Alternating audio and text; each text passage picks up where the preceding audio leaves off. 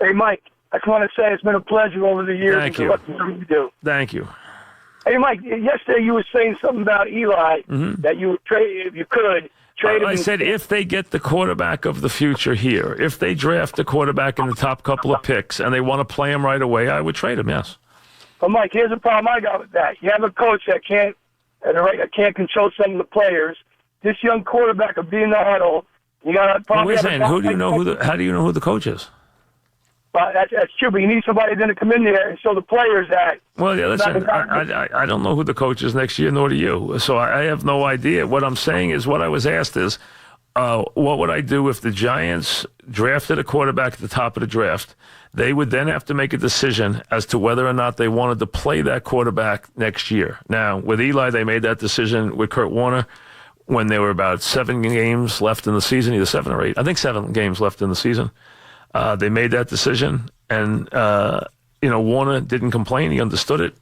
He left after that, went to Arizona, and went back to a Super Bowl.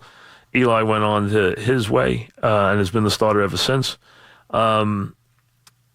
That's the way it works. You have to get these young guys experience. It's very difficult to draft these guys now at the top of the draft and leave them on the bench. Very difficult to do economically, and it's not the way most teams do it. So if you're going to move in that direction and you want to say let him battle Webb for the job right away and then let Webb be the other guy, and you want to move Eli, then move Eli.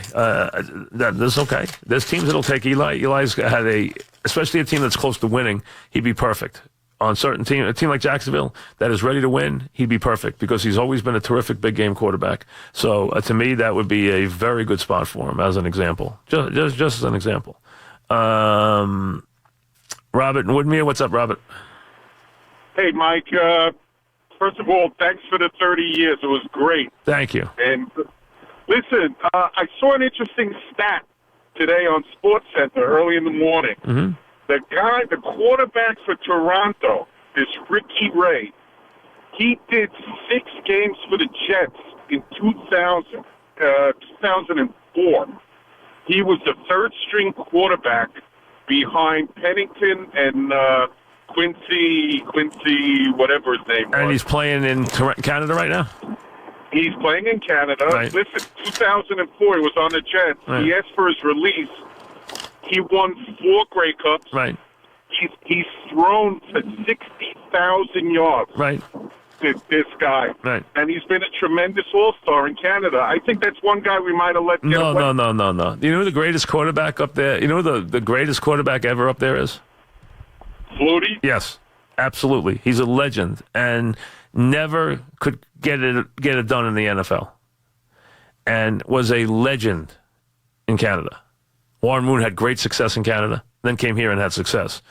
Flutie never could. A great college player, one of the greatest college players I ever saw.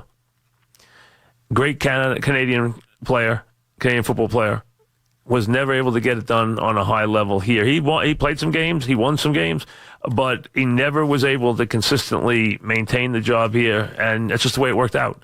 But that doesn't mean the guy, just because he plays in Canada, where mobility is going to be much more of a factor, and the way they play, it doesn't mean it's going to equate to here. So although you do well there, does not mean you're going to do well here. Dan in Virginia, what's up, Dan? Hey, so just a quick question, two real quick, based on what you've been talking about this morning. Do you ever think college football moves to an 8 playoff game or 8-team playoff? Not for the time being. I couldn't say it never does. I think that it's unlikely for a while, but I think 4 is adequate, number one. I think the fact that you have someone on the outside looking in is a good thing, not a bad thing. So I think it's a positive that you come out of this week with controversy. I think it actually lends itself to the sport. Right now, across America, everybody is debating what we're debating, and that's good for the sport. That gets the sport tremendous attention. So that makes these games next week interesting. So to me, that's what draws fans in. I think that controversy is a good thing, not a bad thing. So if you got 5 teams for 4 spots, so be it. Nothing wrong with that. Listen, you never eliminate the upset team when you had, I know years you've been the 65th team in the NCAA tournament, you're screaming your head off. It's never enough. There's always one more looking to get in the door. So no matter what your cutoff number is, there's always one looking to get in the door. That's the way it works. John in Selden. What's up, John? Hey, how you doing, Mike? Good. What's up? I got two questions for you. First off, with Alabama, do you think strength of schedule has anything to do with people's perception of them this year? I know watching the not with Auburn them. game, they said Not with them, because it's them. You know what? They don't manipulate their schedule. It's always the same. If it came up softer this year, it's made many years in advance. They're not ducking anybody. And their legend is complete. So to me, we know they'll take on all comers. So it's not an issue for Alabama.